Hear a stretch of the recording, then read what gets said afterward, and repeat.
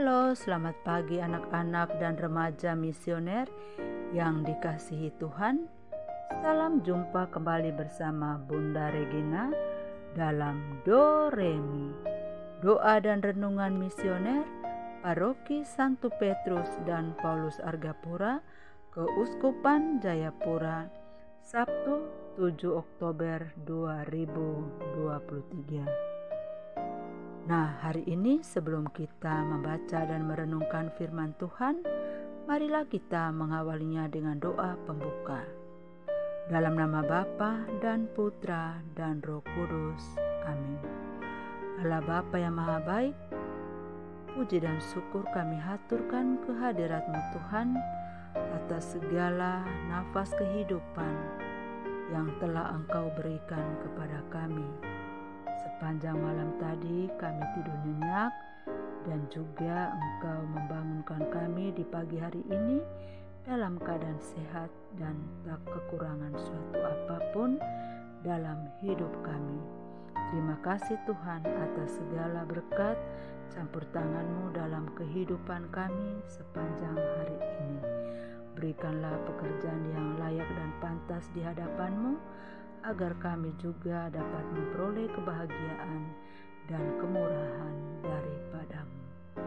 Doa ini kami panjatkan kepada-Mu dengan perantaraan Kristus Tuhan kami. Amin. Tuhan bersamamu dan bersama roh-Mu.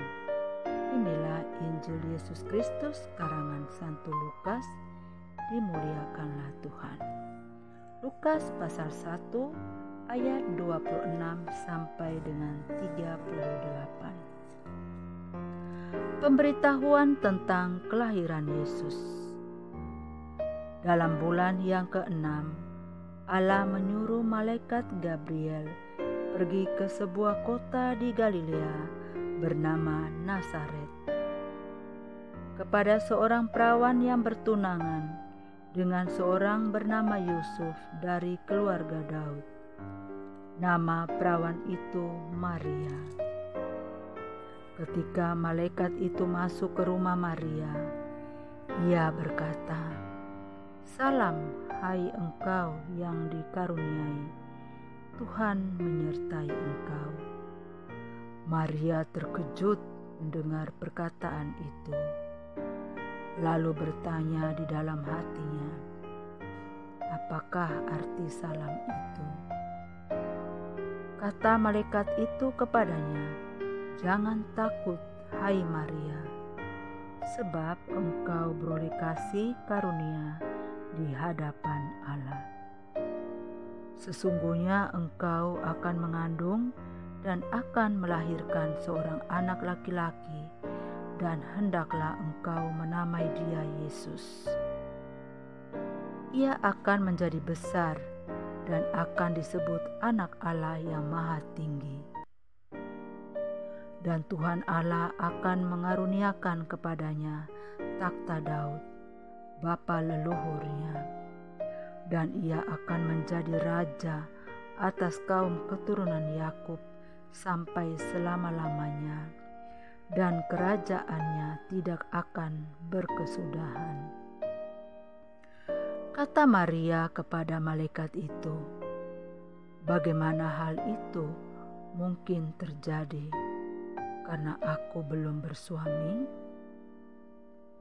Jawab malaikat itu kepadanya, "Roh Kudus akan turun atasmu, dan kuasa Allah yang Maha Tinggi akan menaungi engkau. Sebab itu anak yang akan kau lahirkan itu akan disebut Kudus, Anak Allah. Dan sesungguhnya Elisabet sanakmu itu, ia pun akan mengandung seorang anak laki-laki pada hari tuanya, dan inilah bulan yang ke-6 bagi dia, yang disebut mandul itu. Sebab bagi Allah tidak ada yang mustahil." Kata Maria, "Sesungguhnya aku ini adalah hamba Tuhan. Jadilah padaku menurut perkataanmu itu." Lalu malaikat itu meninggalkan dia. Demikianlah sabda Tuhan, terpujilah Kristus. Anak-anak dan remaja misioner yang dikasihi Tuhan, hari ini juga Gereja Katolik merayakan peringatan Santa Perawan Maria Ratu Rosario. Peristiwa besar yang melatar belakangi penetapan tanggal 7 Oktober sebagai tanggal peringatan Santa Perawan Maria. Ratu Rosario adalah peristiwa kemenangan pasukan Kristen dalam pertempuran melawan pasukan Islam Turki. Menghadapi pertempuran ini, Paus Pius V menyerukan agar seluruh umat berdoa rosario untuk memohon perlindungan Santa Perawan Maria atau gereja. Doa umat itu ternyata dikabulkan Tuhan. Pasukan Kristen di bawah pimpinan Don Johannes dari Austria berhasil memukul mundur pasukan Turki di Lepanto pada tanggal 7 Oktober 1571. Armada kecil gabungan Kristen mengalahkan armada Turki yang perkasa, sehingga menghentikan invasi ke Eropa Kristen. Sebagai tanda syukur, Paus Pius V tahun 1566 sampai 1572 menetapkan bahwa setiap tanggal 7 Oktober sampai hari pesta Santa Perawan Maria Ratu Rosario. Kemudian Paus Clemens IX 1667 sampai 1669 mengukuhkan pesta ini bagi seluruh gereja di dunia. Dan Paus Leo XIII 1878 sampai 1903 lebih meningkatkan nilai perayaan ini dengan menetapkan seluruh bulan Oktober sebagai bulan Rosario untuk menghormati Santa Perawan Maria. Doa Rosario bukan hanya doa vokal, tetapi juga doa mental. Itu adalah doa pribadi dan juga doa bersama. Betapa tidak, karena setiap kali mendaraskan doa Rosario itu, kita mengucapkan doa-doa ajaib yang diwakilkan Tuhan sendiri bagi kita, yakni Bapa kami dan Salam Maria.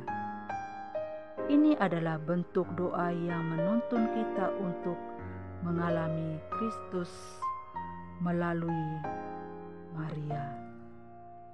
Doa-doa seperti nyanyian dan yang berulang-ulang membawa pikiran dan hati kita ke keheningan yang membuka kita akan kehadiran Tuhan dalam hidup kita.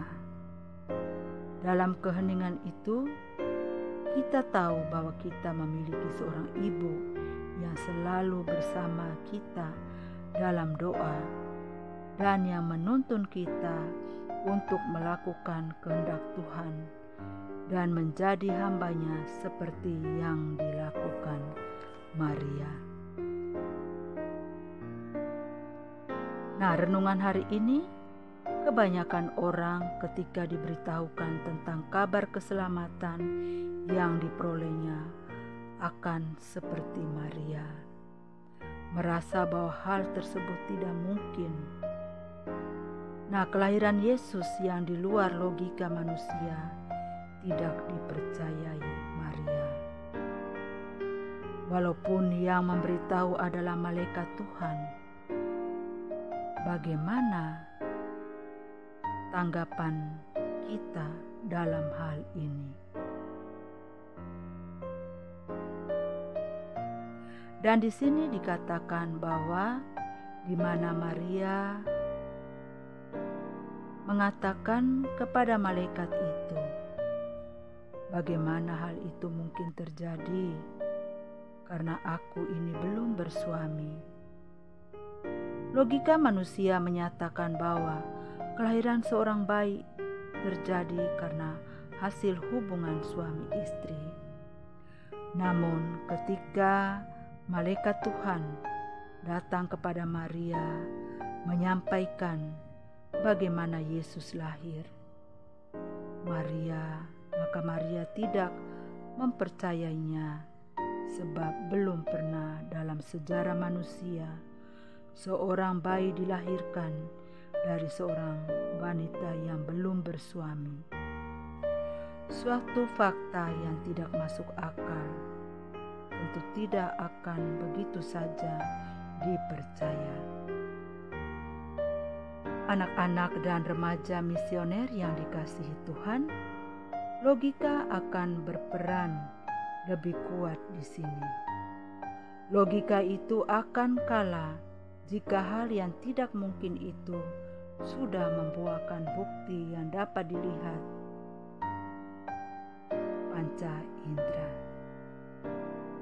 Namun Maria menanggapinya dengan sikap yang lain, di mana di sini Maria mengatakan, sesungguhnya aku ini adalah hamba Tuhan, jadilah padaku menurut perkataanmu itu. Maria tidak menunggu bukti, ia menyerahkan diri sepenuhnya kepada Tuhan, suatu sikap yang mengalahkan logikanya sendiri.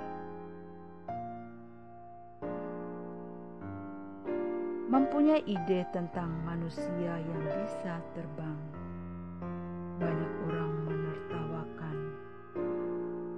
Belum pernah seorang manusia pun yang bisa terbang seperti burung, karena manusia tidak diciptakan dengan sayap seperti burung. Nah, anak-anak dan remaja misioner yang dikasihi Tuhan, jika peristiwa Maria dihadapkan pada kita, apa yang kita katakan? Apakah kita akan mempercayainya? Tuhan Yesus kemudian mengatakan, berbahagialah mereka yang tidak melihat, namun percaya. Percaya kepada sesuatu yang belum terbukti tidaklah mudah. Sekarang ini telah terbukti bahwa kita mengetahui Maria telah mengandung dari Roh Kudus dan lahirlah Tuhan Yesus. Kita percaya bahwa Tuhan Yesus pun mati untuk menebus dosa kita. Namun, percayakah kita jika Tuhan mengatakan bahwa jika kita setia, maka kita akan mendapatkan kerajaan surga ketika hari penghakiman? Kedatangan kerajaan surga belum kita alami. Belum ada bukti kita sudah melihat kerajaan surga, di mana sebenarnya itu dari kepercayaan atau iman kita. Tuhan Yesus yang senantiasa kita imani, kita percaya bahwa Tuhan Yesus sudah menunjukkan karyanya di bumi ini lebih dari 2000 tahun yang lalu. Dan hal itu sudah cukup membuktikan bahwa kerajaan surga dan penghakiman pun akan terjadi. Dan sama seperti Maria mempercayai kabar kedatangan Tuhan tanpa menunggu bukti lagi, maka kita pun meyakini kedatangan Tuhan yang kedua kali pada hari penghakiman. Dan dengan kepercayaan itulah kita akan bersama-samanya dalam kerajaan surga. Anak-anak dan remaja yang dikasihi Tuhan, iman percaya tanpa melihat bukti kepada Tuhan adalah hal yang Tuhan kehendaki. Maka seluruh hidup kita pun akan kita sandarkan kepada Tuhan saja. Semoga demikian. Amin. Marilah kita berdoa untuk anak misioner Indonesia. Tuhan Yesus, Engkau diutus Bapa menjadi berkat bagi dunia, menjadi selamat bagi manusia. Utuslah kami anak-anak-Mu di Indonesia untuk menjadi sahabat yang kuat bagi yang lemah, sahabat yang rela berkorban bagi yang menderita payah, sahabat penghibur bagi yang sakit dan gelisah. Tuhan Yesus, kami pun ingin menjadi utusan-utusan kecil-Mu, teman setia bagi yang tersingkir terlantarkan, teman bicara bagi yang kesepian terlupakan, sobat yang gembira bagi yang sedih dan susah, sobat penuh penghargaan bagi yang tak dicintai. Tuhan Yesus, utuslah kami kini dengan bantuan Roh Kudus-Mu, menjadi garam dan ragi yang baik, menjadi terang dan obor yang cemerlang, membawa kegembiraan dan pengharapan. Tuhan Yesus, kuduskanlah badanku dan sucikanlah jiwaku. Kupersembahkan diriku padamu hari ini. Berkatilah semua anak dimanapun juga. Berkatilah semua orang yang kami jumpai, siapapun juga. Amin. Bapa kami yang ada di surga, dimuliakanlah nama-Mu, datanglah kerajaan-Mu, jadilah kehendak-Mu di atas bumi seperti di dalam surga. Berilah kami rezeki pada hari ini dan ampunilah kesalahan kami, seperti kami pun mengampuni yang bersalah kepada kami. Dan janganlah masukkan kami ke dalam pencobaan, tetapi bebaskanlah kami dari yang jahat. Amin.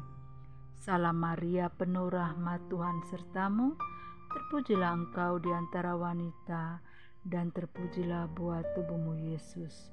Santa Maria, Bunda Allah, doakanlah kami yang berdosa ini, sekarang dan waktu kami mati. Amin. Kemuliaan kepada Bapa dan Putra dan Roh Kudus, seperti pada permulaan, sekarang, selalu, sepanjang segala abad. Amin. Sampai ketemu di lain kesempatan.